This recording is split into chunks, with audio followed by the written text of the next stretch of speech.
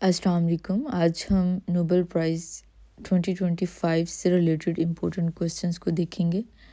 सबसे पहले देखते हैं कि नोबेल प्राइज़ फ़िज़िक्स में किसको अवार्ड किया गया और क्या कंट्रीब्यूशन थी उनकी जिसकी वजह से ये अवार्ड दिया गया उन्हें। फ़िज़िक्स में Nobel prize John Clarke, Michel H Devoret और जॉन एम मार्टन, इन 3 लोगों को दिया गया। ये नोबेल प्राइज़ उन्हें इसलिए दिया गया बिकॉज़ उन्होंने ये प्रूव किया कि जो क्वांटम इफ़ेक्ट्स हैं, जो कि पहले सिर्फ हम एटॉमिक लेवल पे देख सकते थे, वो हम लार्ज स्केल पे भी देख सकते हैं। लाइक ह्यूमन मेड जो सिस्टम्स हैं, वहाँ पे भी क्वांटम इफ़ेक्ट्स को रेप्लिकेट किया जा सकता है। उन्होंने ये शो किया कि जो इलेक्ट्रिक करंट होता है वो बहुत स्ट्रेंज क्वांटम तरीके के जो उसका प्रिंसिपल है उसके ऊपर बेस करते हुए वो काम कर सकता है। जैसे डिफरेंट बैरियर्स को जंप कर सकता है, या फिर उसके कुछ फिक्स्ड एनर्जी लेवल्स होते हैं इलेक्ट्रिक करंट के भी।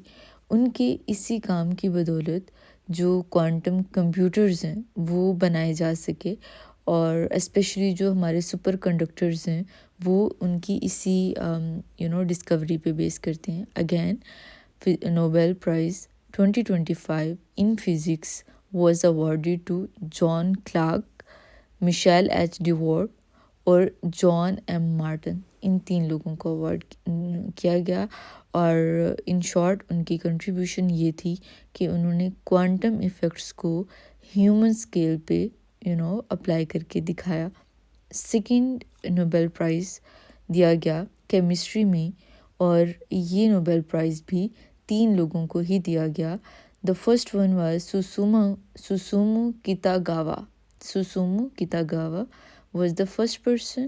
The second one was Richard Robson and the third one was Umar M. Yagi. ये 3 लोग थे, और इन तीनों को केमिस्ट्री में नोबेल प्राइज़ दिया गया। Not peace prize but Nobel prize in chemistry. ये इन्हें नोबेल प्राइज़ क्यों दिया गया? क्योंकि इन्होंने मेटल ऑर्गेनिक फ्रेमवर्क्स को क्रिएट किया था। ये metal organic framework special materials होते हैं और इनके अंदर छोटे छोटे सुराख होते हैं, ठीक है। और ये जो मटेरियल्स हैं ये डिफरेंट जो गैसेस हैं उन्हें सेपरेट करने की कैपेबिलिटी रखते हैं। For example carbon dioxide, hydrogen etcetera, जब वो यहाँ इनमें से गुजारी जाती है तो उन्हें ये सेपरेट कर पाते हैं। तो उनकी इस काम की बदौलत क्लीन एनर्जी और यही चीज़ इनकी फिर मेडिसिन में इस्तेमाल की गई। ये चीज़ जो इंडस्ट्रियल गैस स्टोरेज है वहाँ पे यूज़ की गई, और काफ़ी हमारे जो क्लाइमेट लेवल पे जो चीज़ें हैं वो बेहतर बनाई जा सकी। अगर मैं सेपरेट इनके काम को डिस्कस करूं तो कितागावा ने ये शो किया कि जो डिफरेंट गैसेस हैं वो मेटल ऑर्गेनिक फ्रेमवर्क्स के थ्रू उन्हें मूव किया जा सकता है, गुजारा जा सकता है। मेटल ऑर्गेनिक फ्रेमवर्क के अंदर से उन्हें बाईपास करवाया जा सकता है। और जो सेकंड कंट्रीब्यूशन थी वो रॉबसन की थी। रॉबसन ने ये शो किया कि जो फर्स्ट एक्सपेरिमेंटेशन थी इसी मेटल ऑर्गेनिक फ्रेमवर्क पे, वो रॉबसन ने की, और उन्होंने बहुत बड़े बड़े क्रिस्टल स्ट्रक्चर्स बनाए, और उस क्रिस्टल स्ट्रक्चर को यूज़ करते हुए उन्होंने इसी प्रोसेस को एक्सपेरिमेंट इसके ऊपर करते हुए इसको प्रैक्टिकली उन्होंने किया। और जो यागी थे उन्होंने भी बहुत स्ट्रॉन्ग जो मेटल ऑर्गेनिक फ्रेमवर्क्स हैं वो बनाए, और उन्होंने कुछ स्पेसिफिक पर्पसेस के लिए उन्हें इस्तेमाल किया, ठीक है। तो ये इन तीनों का बेसिक काम मेटल ऑर्गेनिक फ्रेमवर्क्स के ऊपर है।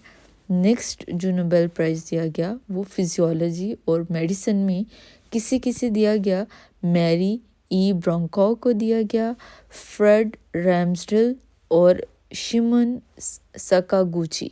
ठीक है, ये भी 3 लोग थे। अगेन मैं नाम रिपीट कर देती हूँ, मैरी ई ब्रोंको। मैरी अगर याद रख लेंगे तो कंपैरेटिवली आप इसे आसानी से बेहतर तरीके से रिकग्नाइज कर पाएंगे, Mary. The second one was Fred and the third one is Shimon. ठीक है, पूरा नाम है Mary E Brunkow, Fred Ramsdell और शिमोन सकागुची।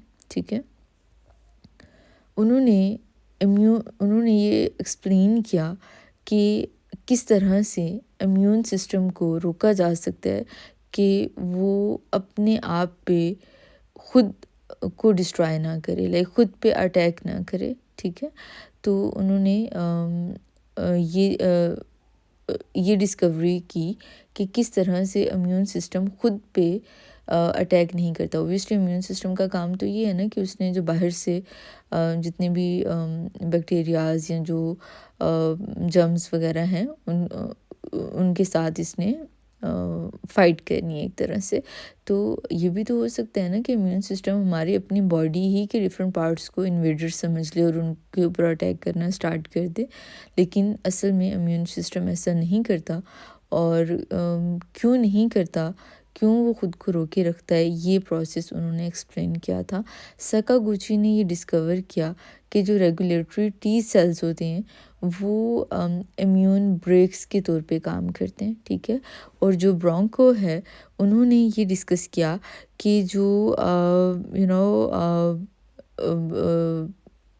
जो जीन है जो कि एक पर्टिकुलर हमारी बॉडी के अंदर मौजूद होती है और वो रोके रखती है हमारी ऑटो इम्यून डिजीज़ के जो प्रॉब्लम्स हैं उनको रोके रखती है, वो उन्होंने उसे डिस्कवर किया। ठीक है, और उनकी इन्हीं डिस्कवरीज़ ने हमारी मदद की मॉडर्न तरीके से डिफरेंट ऑटो इम्यून डिसऑर्डर्स के ट्रीटमेंट करने में उन्होंने हमारी मदद की। ठीक है, तो उसके बाद जो नेक्स्ट हमारे पास नोबेल प्राइज़ है वो है लिटरेचर में। ये किसे दिया गया, लाज़लो क्रास्नहोराकी। ठीक है, होराकई, लाज़लो क्रास्नहोराकी। उन्होंने बहुत पावरफुल नॉवेल्स लिखे। किसके बारे में, सर्वाइवल के बारे में, होप के बारे में, डर के बारे में। ये इस तरह की उनकी नॉवेल्स के थीम थे। और उनका ये जो नॉवेल को पढ़ के एक बड़ी डीप फ़िलोसॉफ़िकल उनकी जो एक डेप्थ है वो आप पे आश्कार होती है, तो इसी वजह से उन्हें ये नोबेल प्राइज़ दिया गया। इसके बाद पीस में नोबेल प्राइज़ मारिया कोरिना मैकाडो को दिया गया। ये बेसिकली वेनेजुएला की रहने वाली हैं और ये बेसिकली ओपोजिशन लीडर के तौर पे भी इन्होंने वहाँ पे एक पॉलिटिकल लीडर के तौर पे इन्होंने काम किया और इनके ऊपर काफ़ी अत्याचार भी किए गए, लाइक हैरेस किया गया, इन्हें काफ़ी दफ़ा ओप्रेस किया गया और इन्हें इवन ऑफिस से बैन भी कर दिया गया। लेकिन इसके बावजूद इन्होंने बड़े हौसले और कमिटमेंट के साथ फ्रीडम की जंग लड़ी, इसीलिए इन्हें ये नोबेल प्राइज़ दिया गया। ठीक है, पीस प्राइज़। उसके बाद नेक्स्ट जो नोबेल प्राइज़ है वो है इकोनॉमिक्स में, जो कि जोएल मोकायर और फिलिप एंगियन और पीटर होविट, ये 3 लोग थे जिन्हें इकोनॉमिक्स में नोबेल प्राइज़ दिया गया। और उन्होंने ये एक्सप्लेन किया कि किस तरह से नई इन्वेंशंस हमारी इकोनॉमीज़ को ग्रो करने में मदद देती हैं। उन्होंने ये भी शो किया कि जो प्रोग्रेस है वो तभी मुमकिन होती है जब न्यू टेक्नोलॉजी प्रीवियस टेक्नोलॉजी को रिप्लेस कर लेती है। और उनकी यही जो रिसर्च है ये हमारी मदद करती है یہ ہماری گورنمنٹ کی مدد کرتی ہے یہ انڈرسٹینڈ کرنے میں کہ کس طرح سے نیو انوویشنز کو یوز کرتے ہوئے انہوں نے جابس کریٹ کرنی ہے اور گروتھ میں اپنا رول پلے کرنا ہے.